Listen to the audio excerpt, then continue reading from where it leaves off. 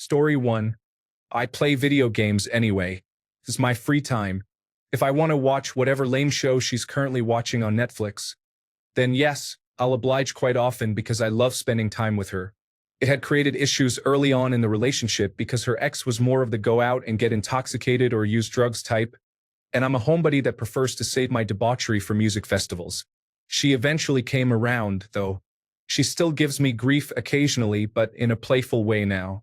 As long as it's not the only thing you do, I don't see the problem, especially if it's something you use to wind down. I will say, though, there needs to be a balance. If all you do is play video games, then there is definitely an issue.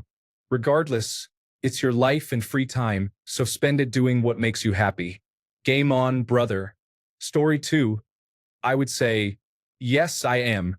Not every moment of our lives should be dedicated to productive activity. Sometimes we need a chance to spin our wheels and do frivolous things. Video games are sometimes one of those things. Personally, if I'm feeling a little anxious about wasting time, I find productive games to play. Since I'm interested in music, I got Rocksmith to play around with. This way, I can kind of learn a new skill while doing it. I also gamify things like exercise programs, so I work on beating my streak or getting a higher score by beating old records. Story 3. My husband is a huge gamer. I love that he loves something so passionately. Some new game just got released and I left him alone to play. I have a TV in my room and books, so we don't bother each other. People should be entitled to their hobbies without question. Story 4. As someone who's been in the situation, I coped by getting a divorce. Additionally, I coped by recognizing the difference between playing games and using games to hide from things that are part of life. I worked to recognize the difference between enjoying some fun time and turning on video games because I didn't want to deal with my wife's terrible attitude. Of course, she blamed her terrible attitude on me, and that was a losing fight that I absolutely hated. Games were just a proxy for everyone. They helped me escape. They helped her blame me for our failing relationship. They helped both of us avoid responsibility for our own shortcomings. Now she's with the coworker she cheated on me with, and I'm happy with a much better job, more education, and a more fulfilling life. Story 5. I tell her we are in the middle of a pandemic and at least for the moment under stay-at-home orders. I honestly feel like video gaming with your friends is to our generation what golfing is to baby boomers, but far less expensive. Story 6.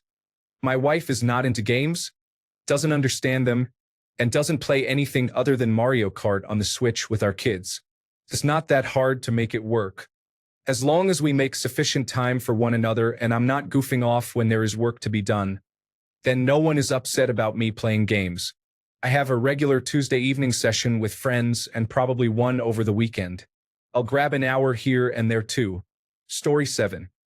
Video games are mentally engaging, and many have puzzles and twists that keep your brain active and really thinking. Plus, the worlds they build are fantastic and fun. There is nothing wrong with having a hobby, and you should not need to justify your hobby as long as it's not hurting anyone else. Story 8. My wife was kind of this way for a while, but she isn't anymore once she understood it in the context of being a hobby. It helped that there are a lot of studies that show that gaming for reasonable amounts of time is actually really good for your brain. So the only real struggle is that sometimes I have trouble balancing my time, and she will sometimes feel like I'm distracted when I'm spending time with her, which is totally fair, and it's something I'm working on. Story 9. Making sure I have time for us and my responsibilities, while also making sure she understands it's none of her business what hobbies I spend my private time with, just as it's none of my business what she does in her own private time. Story 10. I am a spouse married to a gamer, but I don't have a problem with him gaming, and here's why. It's easy for him to start gaming on a Friday and sit there until Sunday night. That can make me feel like a ghost. It also makes household chores fall on my plate. The key is balance. Spend some time together, do yard work together, help with the dishes, or do something nice for her, and she'll feel appreciated. The problem starts when one partner feels like they're giving 100% but not receiving the same in return. Find the balance and it will work out. Story 11. I'm a wife who has a husband who enjoys playing video games. At this point in the pandemic, he's played at least 500 hours, and that's a conservative estimate.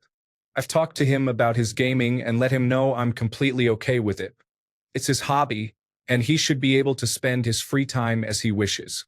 He doesn't tell me my crafting is a waste of time and doesn't give me trouble for spending hours making things. Hobbies should make people happy. As long as that hobby doesn't hurt people or cause damage, then it really should be whatever you want it to be. Disregard those who say otherwise.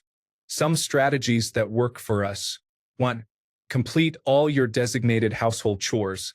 If there is a special event you want to participate in, let your partner know the date and time so you both can work around that schedule. If your partner asks how long it's going to take, provide a realistic estimate. Don't say 5 minutes when it's 45 minutes. If you are in a cooperative game or mission you cannot pause, let them know you'll be unavailable and provide a realistic time frame for how long you'll be unavailable. Seriously, don't start if you have plans with your spouse and don't have enough time. You'll just be frustrated, and your partner will be upset. If your mission, cooperative game, or quest is taking much longer than you thought, be willing to turn off the game. In our house, he will let me know it's running longer than expected, and I'll let him know if he can fit in the extra time or if we really need to go. Story 12. As long as it is not something that is putting you or your partner in danger, I do not get why some hobbies are looked down on and others are totally fine. Play video games? Cool. Like to garden? Awesome. Love sailing? Amazing. Criticize the way others spend their free time? Not cool. Story 13. There is no magic bullet here, but I like the direction you're going with compromise. I don't know how much you play, which could be a perfectly reasonable amount, but I would ask her a few questions instead of trying to play the games of a relationship power struggle by going tit for tat. When people in relationships don't feel like they're getting their needs met, they cry, critique, bargain, and distance themselves to try and get what they need from their partner, much like a child cries for its parents. Sometimes this comes out as critical statements about their partner, attempting to correct the behavior they think is preventing them from having their needs met, as it seems is happening here in my humble opinion. My best advice would be to start a conversation with her about it by asking her questions, having empathy, and setting aside any potential defensiveness that may stir up inside you. The goal is to keep the space between you safe and open, free of judgment, and full of trust and honesty. Story 14. As someone who isn't very fond of video games, I will say I've been in a long-term relationship with someone who loves games.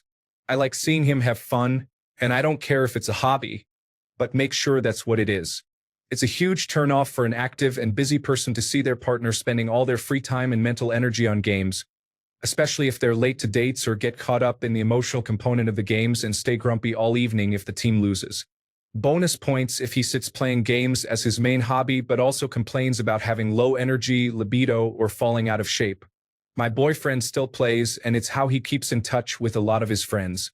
But 9 times out of 10, it's after we've gone for a walk or finished being active for the day. Games are a fine hobby, but they're not active and can cause a person to be a bit emotionally disassociated from the world around them. If that's not you and all she does in her free time is watch TV, then yeah, just point out the hypocrisy. Maybe also find a way to do something together that makes you feel physically and spiritually fulfilled so it's not an issue. Story 15.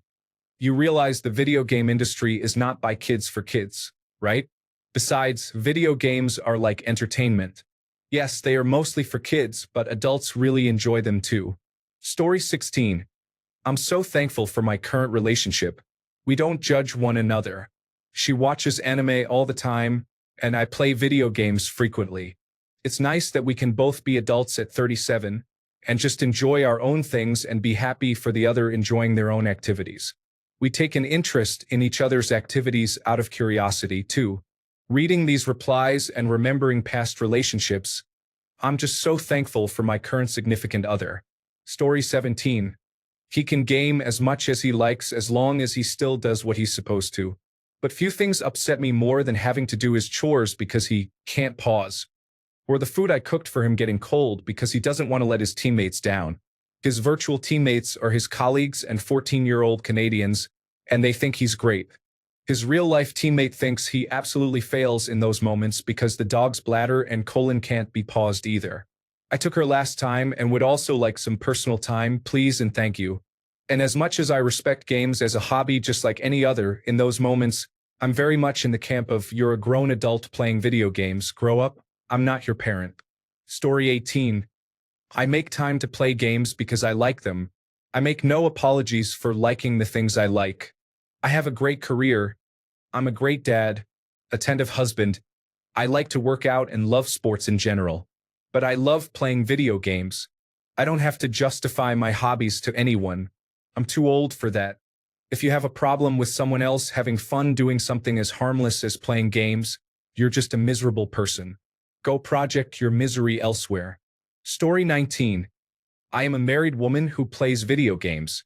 My wife does not particularly care for them, but does not prevent me from playing in any way. For us, it is about balance. I only play once the kids are down and we have had a few minutes to connect about our days. I work from home and she is on maternity leave. The latest is only 5 months old, so we have struck a good balance. I will hop on occasionally during nap time on the weekends, but I mostly play at night now. I have booked off some time for when I get my PlayStation 5, which she laughed at but knew was coming all the same. Communication and balance are the key. Story 20. I play them at night on my off days when my wife goes to bed. I find that this causes the least friction in our daily lives. Her love language is quality time, so I compromise by spending her waking hours with her, doing things we like to do together, such as watching our shows together, making dinner, doing chores, playing with our kids, and sitting on our front porch rockers. Once she retreats to our bedroom, we switch to our own personal time to do whatever we want individually. It's not a perfect system, and it can cause problems when she wants to go to sleep together and I don't feel like it that night, but we manage because it's a compromise, as you said. Story 21. I don't know, but if you figure it out, please tell my buddy who constantly cancels game plans with us and can only play for like an hour after his wife goes to sleep once or twice a month. Story 22. Not married to her yet, but my girlfriend likes that video games help me relax and have fun. He usually raises my mood. So when I'm not gaming, she can enjoy a better version of me. Story 23. If my hobby, such as video games, sports, watching sports, or modeling, whatever suits you, doesn't interfere with my family and relationship life, she doesn't mind. Story 24. I'm divorced now, but the way I got around it was finding a cooperative game I thought she could get into and suggesting it as an activity we could do together. My ex never played video games and thought they were a waste of time. So, I waited until the weather was bad, and she was getting bored before bringing up playing games together. That's when I got her a World of Warcraft account. After that, we played together for about 8 years. Story 25. I lucked out. Honestly, my wife finds it funny in a good way, like, oh, you're such a nerd with your friends. I love it, kind of funny. Generally, though, when she's around or home, I don't play. I spend the time with her and then play later in the evenings or if I get home first before she does from work. Story 26. My first wife decided to start having an issue with my hobbies after we got married. Ceaseless fighting. I wasn't allowed to spend time doing anything but working or doing what she wanted. God forbid I unwind after working a 12-hour day. So I divorced her. Finding a woman who appreciates that you also have needs is important. Now I am a stay-at-home dad with 4 children under the age of 5. I get a lot of free time for video games and I spend all day with my kids. Life worked out, I guess. But to cope with my ex-wife's behavior, I really couldn't. She was violent and very clingy. The only time I would get to do something for myself was when she went out with friends. There was no compromising with a woman like that. I had to give up all of my hobbies that she didn't enjoy and fully devote my free time to her, which was usually spent sitting on the couchboard, watching a chick flick. Story 27. My boyfriend has really gotten me into video games. We play local co-op and look forward to launches together. It's such a nice hobby we both share and can still enjoy separately. To anyone reading this wondering if they could get into gaming, you totally can. It's a great little hobby for yourself or for you and your partner. Story 28. Probably would not have gotten past a second date with someone who had that attitude. It's a hobby and less expensive than spending a couple of hours every day hanging out at the bar, and it does not distract me from doing whatever important stuff I need to do first. Story 29.